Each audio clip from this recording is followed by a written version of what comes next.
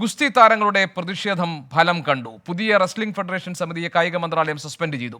ഗുസ്തി ഫെഡറേഷൻ അധ്യക്ഷനായി ബ്രിജ്ഭൂഷൺ ശരൺ സിംഗിന്റെ വിശ്വസ്തൻ സഞ്ജയ് കുമാർ സിംഗിനെ തെരഞ്ഞെടുത്തതിലായിരുന്നു കായിക താരങ്ങളുടെ പ്രതിഷേധം. സഞ്ജയ് കുമാർ സിംഗ് അധ്യക്ഷനായതിന് പിന്നാലെ സാക്ഷി മാലിക് വിരമിക്കൽ പ്രഖ്യാപനം നടത്തിയിരുന്നു. അതിന് തൊട്ടു പിന്നാലെ ബജ്രംഗ് പുനിയ പത്മശ്രീ പുരസ്കാരം മടക്കി നൽകി. ഇന്നലെ പത്മശ്രീ മടക്കി നൽകും എന്ന് വീരേന്ദർ സിംഗ് പ്രഖ്യാപിച്ചിരുന്നു. അച്യുതൻ ഡൽഹിയിൽ നിന്ന് വിവരങ്ങൾ നൽകാറുണ്ട്. അച്യുതൻ, ഈ പുതിയ സമിതിയുടെ കാര്യത്തിൽ, നിയമനത്തിന്റെ കാര്യത്തിലൊക്കെ വലിയ പ്രതിഷേധം ഗുസ്തി താരങ്ങളുടെ ഭാഗത്തുനിന്നും വിവിധ കായിക താരങ്ങളുടെ ഭാഗത്തുനിന്നും ഉണ്ടായി. ഈ പ്രതിഷേധങ്ങളുടെ കരുത്ത് കണക്കിലെടുത്താണോ ഇപ്പോൾ ഈ നടപടി ഉണ്ടായിരിക്കുന്നത്? അച്യുതൻ, എന്താണ് വിവരങ്ങൾ?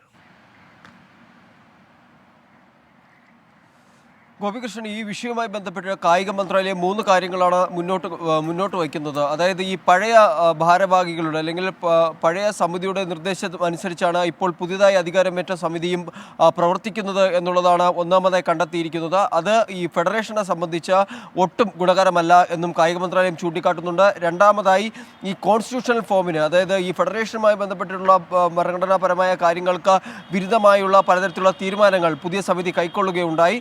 മൂന്നാമതായി പറയുന്നത് സുതാര്യമായ ഒരു മത്സരം അത് കാഴ്ചവെക്കണമെങ്കിൽ അതിൽ നല്ല രീതിയിലുള്ള ഇടപെടൽ വേണം ഉണ്ടാവാൻ. എന്നാൽ ആ ഇടപെടൽ ഈ പുതിയ സമിതിയുടെ ഭാഗത്തു നിന്ന് ഉണ്ടായിട്ടില്ല എന്നുള്ള കാര്യങ്ങളും കായിക മന്ത്രാലയം ചൂണ്ടിക്കാണിക്കുന്നുണ്ട്. നേരത്തെ ഈ സമിതി അധികാരത്തിൽ വരുമ്പോൾ ഉയർന്ന ആരോപണം എന്നുള്ളത് ബ്രിജ്ഭൂഷന്റെ അടുത്ത അനുയായിയാണ് സഞ്ജയ് കുമാർ എന്നുള്ളത്. അതുകൊണ്ട് തന്നെ ഈ നേരത്തെ കായിക താരങ്ങൾ ഉന്നയിച്ച ആരോപണം, ആ നീതി വീണ്ടും നിഷേധിക്കപ്പെട്ടു.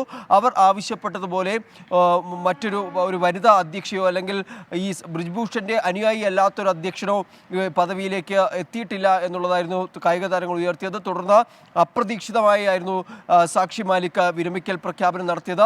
തൊട്ടു പിന്നാലെ ബജ്രംഗ് പുനിയ പത്മശ്രീ കർത്തവ്യപത്തിൽ ഉപേക്ഷിച്ച് മടങ്ങുന്ന സ്ഥിതി ഉണ്ടായി.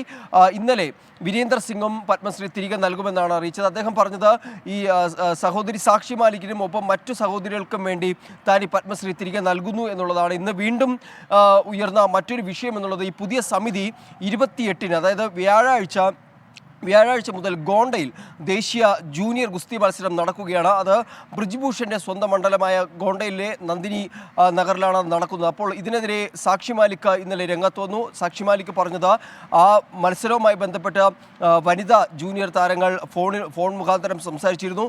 അവർ ആശങ്ക പ്രകടിപ്പിച്ചു. തനിക്കറിയില്ല ഈ വിഷയം എങ്ങനെ പരിഹരിക്കണമെന്നുള്ളത് സാക്ഷി മാലിക് പങ്കുവച്ചു. അതേ സാക്ഷി മാലിക്കിന്റെ പ്രതികരണത്തിന് ബജ്രംഗ് പുനിയ നൽകിയ പിന്തുണ പുതിയ സമിതി എന്താണെന്നുള്ളത് 24 മണിക്കൂറിനുള്ളിൽ തെളിയിച്ചു എന്നുള്ളതാണ് ബജ്രംഗ് പുനിയയും പ്രതികരിച്ചത്. അങ്ങനെ ഒട്ടേറെ വിമർശനങ്ങളും അതുപോലെ തന്നെ പ്രതിഷേധവും ഉയരുന്നുണ്ട്.